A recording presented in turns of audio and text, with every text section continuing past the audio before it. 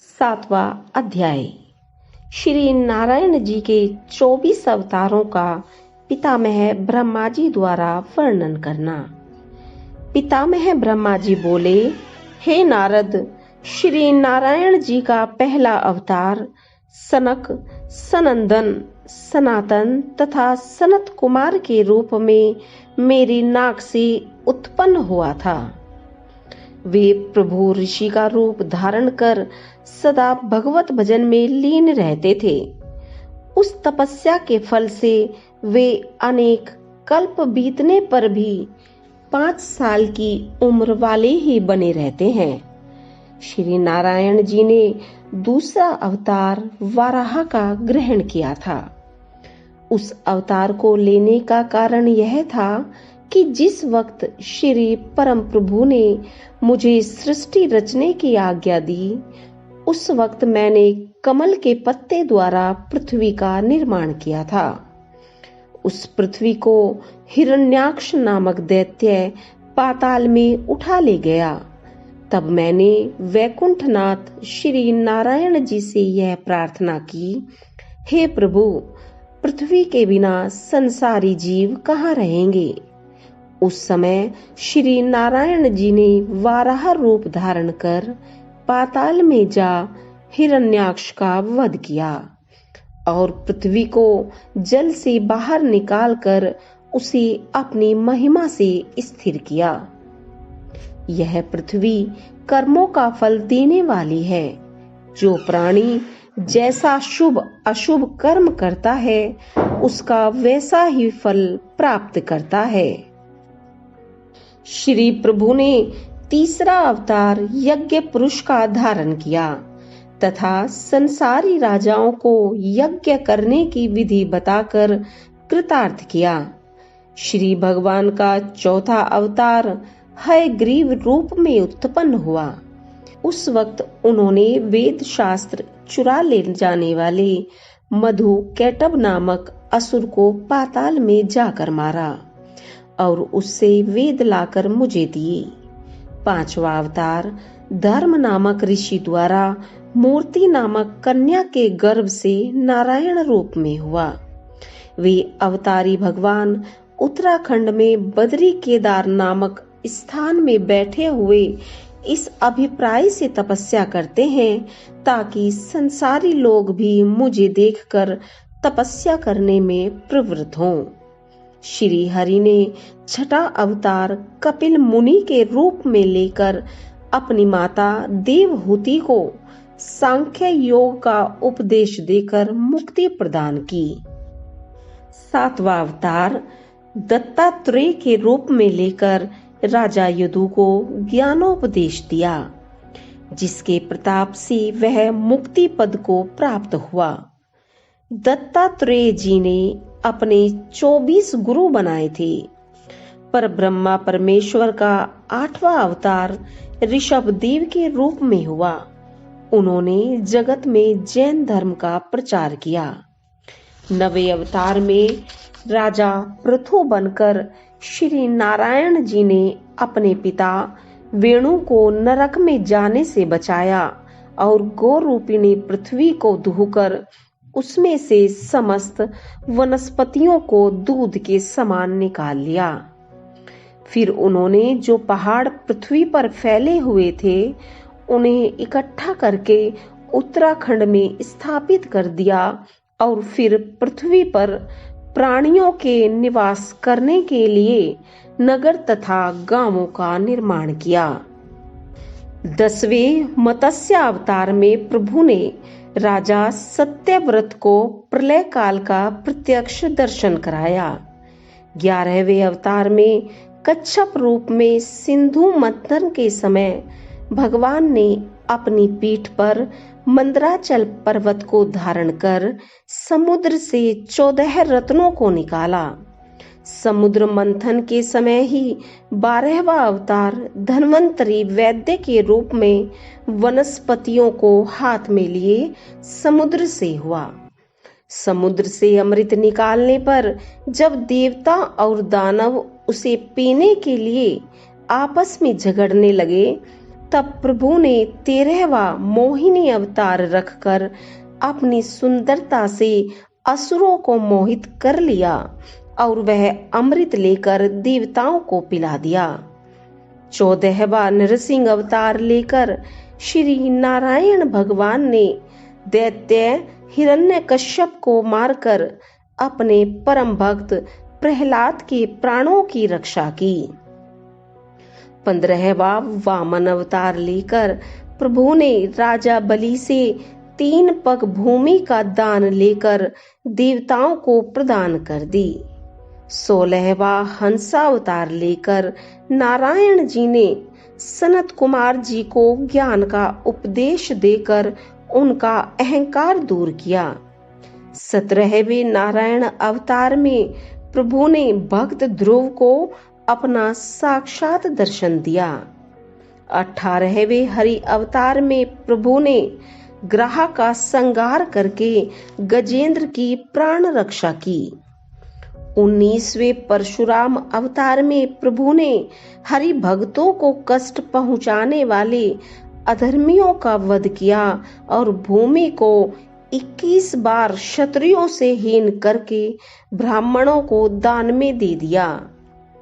20वें रामचंद्र अवतार में गो ब्राह्मणों को कष्ट देने वाले जघन्य असुरों सहित रावण का वध करके लंका का राज्य विभीषण को दिया। 21वें वेद व्यास अवतार में सांसारिक जीवों को संसार सागर से पार करने के लिए वेद के 4 भाग कर महाभारत तथा अन्य 17 पुराणों का निर्माण किया। 22वें कृष्णावतार में भगवान श्री कृष्ण चंद्र जी ने कंस, काल यवन एवं जरासंध आदि बहुत से पापी राजाओं को मारकर पृथ्वी का भार दूर किया और संसार में रहते हुए बहुत से चरित्र किए। 23वां बुद्ध अवतार लेकर राक्षसों का मन यज्ञ करने से हटाया। तत्पश्चात कलयुग के अंत में पर ब्रह्मा प्रभु का 24वां अवतार कल्कि नाम से होगा। वे हाथ में तलवार लेकर नीले घोड़े पर बैठकर अत्याचारी और पापी लोगों को मारते हुए संसार में सतयुग के कर्मों की स्थापना कर धर्म को बढ़ाएंगे। हे नारद, मैंने अपनी मति के अनुसार उन अविनाशी पर ब्रह्मा प्रभु के 24 अवतारों को तुम्हें सुनाया है। जो प्राणी अज्ञान के कारण श्री नारायण भगवान को भली प्रकार न पहचानता हो, उसे चाहिए कि वह ज्ञान एवं मोक्ष को पाने के लिए इन अवतारों को अवश्य सुने। जो ज्ञानी मनुष्य सब प्राणियों में एकमात्र भगवान त्रिलोकीनाथ को ही प्रकाशित देखता है, उसे ब्रह्म ज्ञानी एवं आवागमन से मुक्त जानना चाहिए। हे नारद, मैं संसार को उत्पन्न करता हूँ, विष्णु भगवान उसका पालन करते हैं और शंकर जी सबका संहार करते हैं। ये तीनों देवता भी श्री नारायण जी के ही अवतार हैं।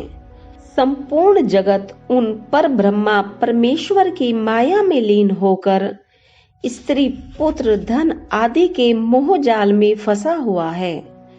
जिस पर भगवान नारायण की अटूट कृपा होती है, वही जाल से मुक्ति पाता है।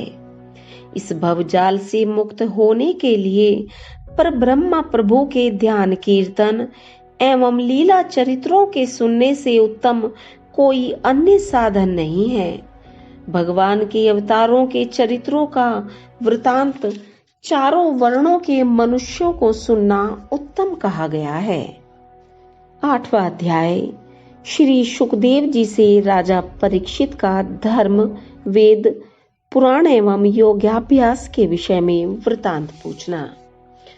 इतना वृतांत सुनकर राजा परीक्षित ने अपने हृदय में सोचा कि श्री सुखदेव मुनि ने श्री नारायण की कथा सुनना चारों वर्णों के लिए बराबर बताया है।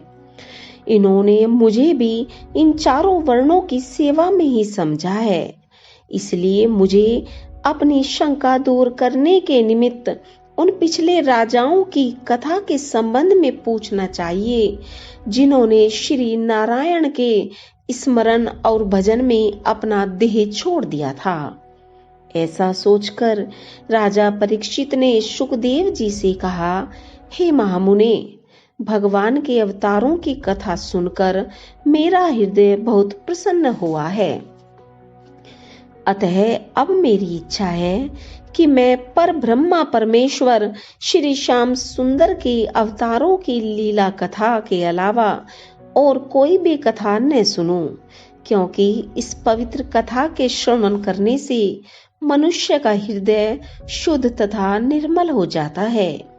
उससे काम, क्रोध, लोभ, मोह, अहंकार और मद आदि ऐसे नष्ट हो जाते हैं जैसे संसारिक प्राणियों के घर में किसी मुनि के आगमन से उसका घर शुद्ध तथा पवित्र हो जाता है। इसलिए अब आप कृपा कर यह बतलाइए कि पर ब्रह्मा परमेश्वर श्री नारायण के विराट स्वरूप का, जिसमें की समस्त सांसारिक वस्तुएं सम्मिलित हैं और जो एक रूप से अनेक रूप हो जाते हैं, उनमें क्या भेद है। पिछले युगों में जिन राजाओं ने श्री नारायण जी के भजन में लिप्त होकर अपनी देहों को छोड़ दिया था, उनका क्या वृतांत है।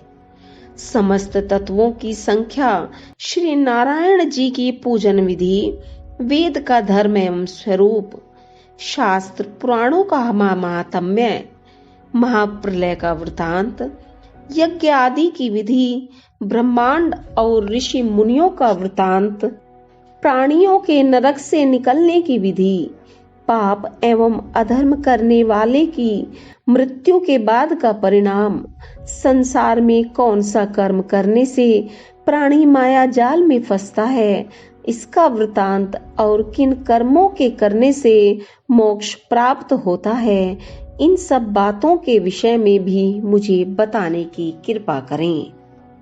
यह सुनकर सुखदेव जी ने कहा, हे राजन, मनुष्य शरीर पाना बड़ा कठिन है।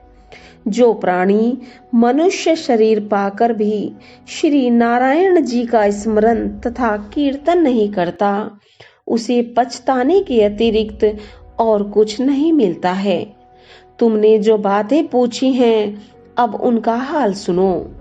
जिस तरह कि मनुष्य दर्पण में अपना मुख देखकर प्रसन्न होता है, परंतु उसे पलट देने पर फिर कुछ दिखाई नहीं देता, उसी तरह श्री नारायण जी अपनी इच्छा से जगत को पैदा करते हैं, तदुपरांत उसका नाश कर उसे अपने स्वरूप में लीन कर लेते हैं। इसलिए ज्ञानी आदमी उसी को समझना चाहिए जो नारायण जी के 24 अवतारों की कथा और लीलाओं को सच्चे मन से सुनता है तथा उन पर विश्वास रखता है। चींटी से लेकर हाथी तक जीवों में उन्हीं एक परमात्मा का एक सा चमत्कार जानकर किसी को दुख एवं तकलीफ नहीं देनी चाहिए। इतनी कथा सुनाकर श्री सुखदेव जी ने राजा परीक्षित से कहा, हे राजन, तुमने जो बात पूछी है, वही बात एक बार ब्रह्मकल्प में पितामह ब्रह्मा जी ने श्री नारायण जी से पूछी थी।